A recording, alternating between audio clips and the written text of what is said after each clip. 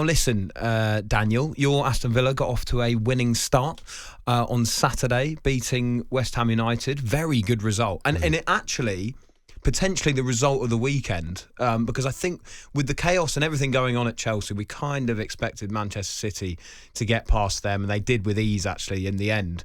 But Villa going to West Ham, who have made a lot of signings, and there was all this positivity, new manager as well. To go there and get a result, you must have been delighted. What were your reflections after that game? Yeah, and we're notoriously rubbish away at West Ham as well. We haven't got a brilliant record there, so to come away with 3 points, and it was not so much the 3 points and the way they did it. I just thought the performance was excellent. In the first half, we looked so fluid, so dangerous. The way the players pick up little pockets of space in Emery's system, it must be really difficult to defend against. And what they've got now, Villa, is tremendous ball carriers within the team, but they can also change a game from the bench, which wasn't really something they could do last season because of injuries.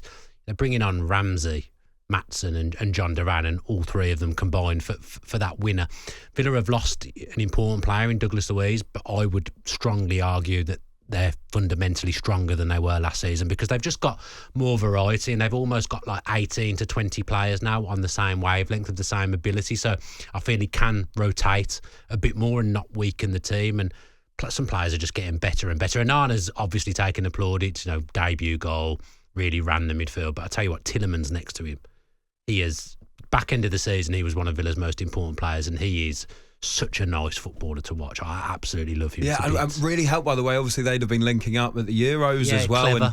And it's almost like, obviously, Belgium didn't have the best Euros ever, but the way they've then brought that into Villa immediately at the start of this season. And you're right, Amadou Onana, really good debut from him, got the goal, of course, as well. And the way that he dominated that midfield was so impressive, because I think when you looked at him, he's coming in for a lot of money from an Everton side where I think it was definitely more difficult for him to properly shine. He was certainly one of their better players, but when you saw him in a Villa shirt and with players, arguably, a lot better around him, I think you saw an even better player as well. So really encouraging signs. I just want to ask you about some of those outgoings that you mentioned, especially Douglas Luiz, because he has been a very important player for Villa in recent seasons as well. Were you worried heading into this season that he isn't within your ranks and how much it could have affected you? A little bit, just because he was so productive in terms of goals and assists. He took all the set pieces. He was part of the leadership group. But within 4 minutes of the season, I kind of vanquished that because Tielemans didn't take a single set piece last season, I don't reckon, because Luiz took them all. First set piece, bang. Goal. And Tielemans has got good dead ball delivery. Yeah, it's almost. I honestly think what Villa have got in the midfield now can fill his shoes. And fair play to him. He's gone off and got a great move to Juventus. Villa needed to sell someone. They've lost Diaby as well, which I think they sensed an opportunity to make some big money on a player that probably wasn't first choice. What did you make of that one as well with Diaby going? I just don't think he was an Emery favourite. I think he started off last season electric form and was a real fans' favourite as well. But around Christmas he faded and never really got it back. Seemed a bit of a confidence player. I think Villa just sensed an opportunity to make a little bit of a profit, £60 million around that they got for him, and try and reinvest that money into getting an attacker that fundamentally suits what Emery wants a little bit more, which they haven't done yet. But I still think they will sign one or two before the end of the season. Yeah, and just in terms of the window, in terms of those names that have come in as well, you've got the likes of Barkley and Philogene, and it feels like a lot of players to try and build that depth as you head into a season where you're going to be fighting on all fronts. It can get pretty testing. Do you feel that with those new signings, Villa have the right depth to be able to try and push for the top four in the Premier League and also try and give it a good go in the Champions League? Yeah, they're one or two short at the moment. From what I'm hearing, the Dutch lad Gitruda, is that how you say his name, from Feyenoord, that's quite close. I think Villa will expect to get that deal done soon. He's an intelligent footballer who can play right back, centre back, defensive midfield, but I would imagine he'd primarily line up from right back for Villa. You're right, to have those versatile players can be That's so important. That's what Villa have done. There's so many of them. McGinn must have played in virtually every position. Stick him in goal next game. Morgan Rogers can play wide left. He played as a number 10 at the weekend, and he's absolutely brilliant as well. A wonderful signing that went under the radar in January. He's going to play for England. I'm absolutely sure of that. Morgan Rogers. He's so good. Ramsey missed the entirety of the season. He's back now. He's a brilliant footballer. Mings is on his way back to add a bit of competition to central defence. He's been a big miss. Villa have conceded a fair amount of goals in his absence, albeit we've we never really concede more than 1 or 2 a game, but we haven't been keeping clean sheets, which was something when Emery first came in we were very good at. We just got a really, really good team. You look through the spine of that team now, the goalkeeper is the best keeper in the world. For me, Conser and Torres is a brilliant centre-half partnership. When Boubacar Kamara's back, he's brilliant. Him and Onana, Tielemans and Barkley rotating in, and then Ollie Watkins up top. We've just got a really strong spine. We're a really exciting team. This is the most exciting Villa team I've ever seen. Yeah, I think that's fair enough. Arguable, by the way, on Martinez. It is arguable that Who do you think, Nick Pope? I think it's still Alisson. Nick Pope, yeah. John Ruddy. John Ruddy, great. I mean, Newcastle are collecting keepers as well, by the way. We are, very much so. You can't argue with Martinez being the best goalkeeper in the world. I think you can argue. Yeah, you can definitely argue about it. 100%. He's good at everything. His distribution. So is Alisson. No, but I think Martinez is. So Alisson, his distribution is very good, and his one-on-ones are brilliant. But Martinez is better at sweeping than him. I think Martinez is above an 8 out of 10 at every aspect of goalkeeping, where I don't think Alisson is. Oh, fair enough. There we go. I still think it's Alisson, to be honest with you, but I don't think it's fair to say you can't argue it. That's fair. That was a bit arrogant of me. I was getting carried away. I love that you smiled. By the way, I love that you went, who was it then? Nick Pope. Straight in there with that. In terms of how they're going to get on this season, though, we've just talked about their brilliant spine to the team, depth in the squad now. A lot of people have actually tipped Aston Villa to get into the top 4 again. Are you of that same view? Do you think that is certainly achievable this season? If you were going to predict the table right now, is that where you'd have Villa in that 4th spot? I think 4th's the ambition.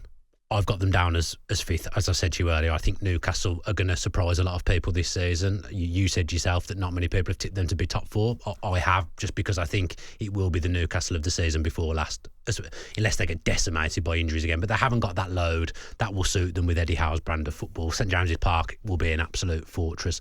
Not many teams will go there and get anything. I just think no Europe will help Newcastle this season. Obviously, you want to be in Europe, but I don't think it'll harm Newcastle. No, yeah. This season, top 3 is the top 3, in my opinion. But, so Liverpool, Arsenal, City, obviously. Yeah, but Villa will.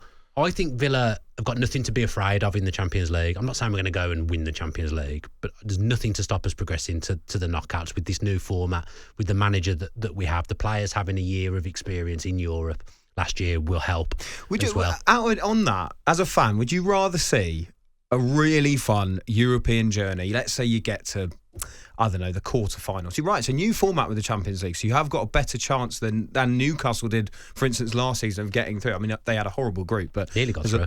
But they nearly got through, and Villa will have a better chance, a much better chance of getting through. If Villa went on a really fun European journey, got to the quarterfinals, let's say, but it meant you missed out getting on the top 4, would you want that as a fan? Would you take that? Or you go out in the groups and you do get 4th? Probably go out in the groups and get 4th, because only because you'll have 8 games guaranteed of Champions League football there, which will be brilliant at Villa Park in particular.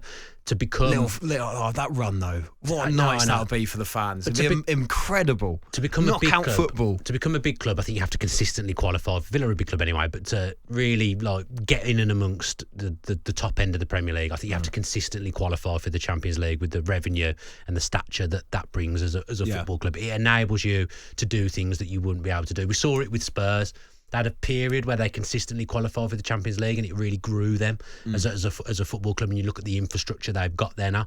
I think that's what Villa are trying to do now. That's the ambition. So I think qualifying consecutively is more important than getting knocked out in the quarters. Just want to ask you about John Duran as well, the hero of the weekend. You'd have been up out your seat. Did you have your seatbelt on for that? Straight off when Duran scored. There was turbulence. There was turbulence because of you. It was turbulence. Your vegetarian dinner going everywhere. With John Duran, obviously scored the winner, and it was always going to happen, wasn't it? Linked with West Ham, and he manages to get the winning goal. But how do you see? I mean, it feels like he is going to stay now at Aston Villa. Do you welcome that as a fan? Do you think that actually, because you were quoted a lot of money for him to go the other way, do you feel that Villa should have cashed in on him? It's a difficult one. Who knows with John Duran? His celebration I thought was quite confusing, because he was, I think he was trying to say, I'm staying, I'm here, but obviously he was pointing down at the ground that he said he wanted to go to. So I found his celebration quite strange. To be honest, he's an absolute loose cannon. They've had disciplinary issues in all kinds of ways. Off the pitch with him, he really believes that he should be starting more games, which I find strange because he's not better than one of the best strikers in Europe, which is Ollie Watkins. But I've been very vocal about him. But if he comes on and scores winners, then I'm obviously going to back him and want him to stay. But he's got to sort out his mentality because you don't want bad eggs in the dressing room, and Emery won't want bad eggs in the dressing room. I'm sure what Emery's saying in public is different to what he's thinking internally, but it looks like he's going to stay. Because Emery was saying, I want John to stay and everything like that. Do you feel that was a kind of sense of he has to say that? I mean, he can't sit there and go, no, actually, we are looking to ship off. I think he'll be driven mad by him. Yeah, he'll absolutely have been driven mad by him in the last 18 months. But he's raw, very, very raw, but there's something there to work with. It's just he could just as easily turn out to be world class as he could to be an absolute disaster case that never goes on and does anything. When he comes on, he's just as likely to score the winner as he is to get sent off for elbowing someone in the face. So it's a real tough one with John Duran, but it looks like he's going to be here, and if he's here at the end of the window, ultimately the Villa fans will back him. Yeah, if he keeps scoring winners as well, then you can't complain with that. Well, there we go, Newcastle 4th, Villa 5th. I'll be very excited if that happens. They'll just have to do the double over Villa again, Dan.